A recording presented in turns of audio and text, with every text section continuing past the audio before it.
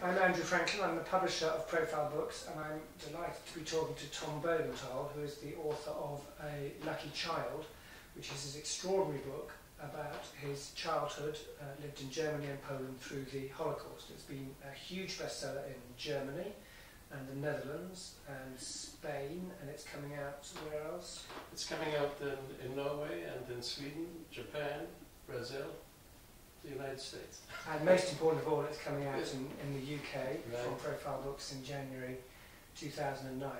What motivated you to write what must have been a very painful book? Must have opened terrible memories. Well, I felt all along that it's really very important that those of us who survived the Holocaust write down what happened.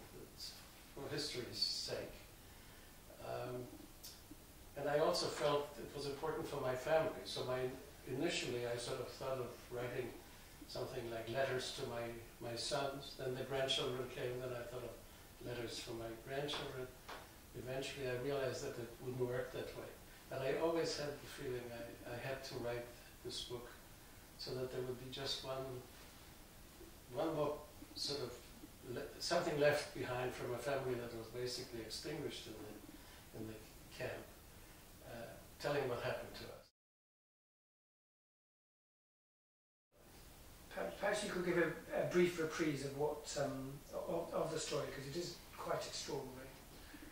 Well, the story really begins in Slovakia, where I was born. My parents left Germany when Hitler came to power, thinking that Hitler wouldn't last more than a few years, and they didn't really want to go too far away. And then, of course, I was born in 1934, which was not a good time for a Jewish child to be born in Europe. By 38, we were already on the run, 38, 39. The Germans came into Czechoslovakia. We moved to Poland. Within a short period of time, they caught us in Poland. Actually, on the day when we were supposed to leave for England, Germany marched into Poland, and that's when it all began. And it didn't end until I survived the ghetto of Kielce, concentration camp of Auschwitz, Sachsenhausen, the death march from Auschwitz to Sachsenhausen. And then, believe it or not, after we were separated for more than 2.5 years, I found my mother again. That is to say, she found me in an orphanage in Poland.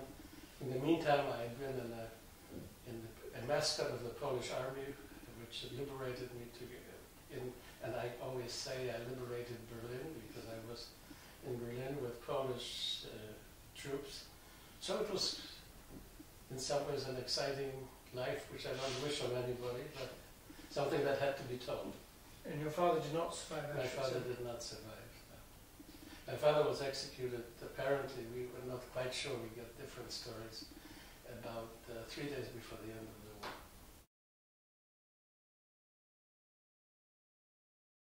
Tragically, 6 million people did not survive the Holocaust. A very small number did. To what do you attribute your extraordinary good fortune, and indeed your mother's?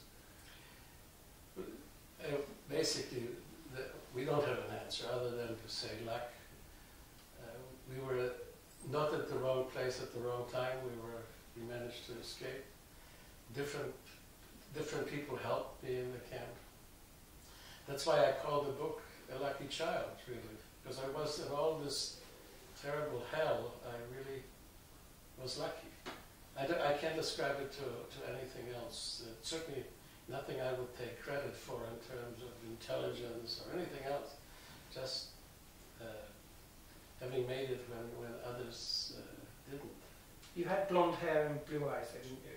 Indeed, you still have striking blue eyes. Do you think the fact that you didn't look like the archetypal, the Nazi stereotype of a Jew, but you looked like the Nazi stereotype in there, did that make a difference? I think it helped. The fact that I spoke German the way their children spoke German on a number of occasions, that made a difference. But you never could count on those things, because a lot of the killing was anonymous without them looking at. And certainly in one case it was clear when I said to the head who was getting ready to to execute all of the children in this one camp where I was, when I went to him and said in German, "I can work, Captain," he looked at me and he said, "Well, let's see," and he let me live. And I've always attributed that to the fact that when he looked at me and heard me speak German, he must have thought of his children. There was some sort of human quality in the person that came through. But I must say, I don't know, I was helped by a lot of people in the camp. I was helped by even some Germans. I was lucky. There are some very, very extraordinary scenes in the book, aren't there? Because at some point there's an SS officer when you're in the hospital in Auschwitz who perhaps saves your life, certainly is very important in helping you. And then there are ordinary Polish people who betray you. Do you think there's any sort of theory of human nature which underpins the book, or indeed your idea of why you might have survived? No, I don't think so. I mean, I asked often about this. Thinking back, I've often sort of wondered, for example, in one case, my own fellow inmates gave me away as I was trying to escape. They knew they were going into the gas chamber.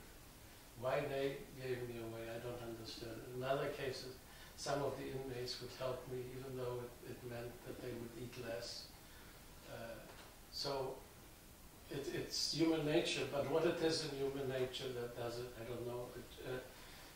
In one instance, an SS man gave me a cup of coffee. It was the first warm thing I drank in 10 days in open railroad cars and on the death march out of Auschwitz. Why did he do it? At the same time, there was a German woman going past one of our trains saying it stinks again of Jews. How do you explain all of this? I must say, when I wrote the book, I suddenly had so many questions and so few answers. I think that's true of all the best books, isn't it? That it forces one to confront big issues and to think about them very, very unusually.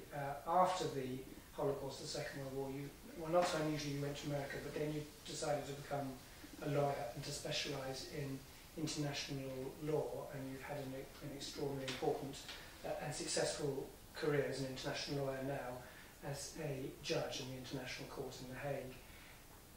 Was that those decisions in that career influenced by your experiences in the Holocaust? Initially, I thought that it wasn't. I just thought that when I was studying law, and I thought, well, I could be better at certain things in certain fields of law than others. International law being one would help you with my languages. But gradually I came to the conclusion that what really drew me into international law and to human rights particularly, which is something I specialized on, was the realization, and I came to that really much later, that each of us who survived the camp, the camps, really has an obligation to do something, to give something back. Everybody in his own way. I thought I could do it by being in the human rights field, by being an international lawyer. Others by being doctors, by in other ways helping people. And that sort of conviction became stronger and stronger the older I got. The more I began to think about sort of what do I owe as a result of my survival. I never had this sense of survivor syndrome that I felt that somehow should have a bad conscience that I survived. That wasn't the sense, but I felt I did have an obligation to others as a result of that. And that's where, in the human rights field and the international, that's where I could do something that others probably couldn't. If I had been good in science, I probably would have become a doctor, but I wasn't good in that. So there are lots of things those of us who survived can do to sort of pay back, or express our gratitude for having made it.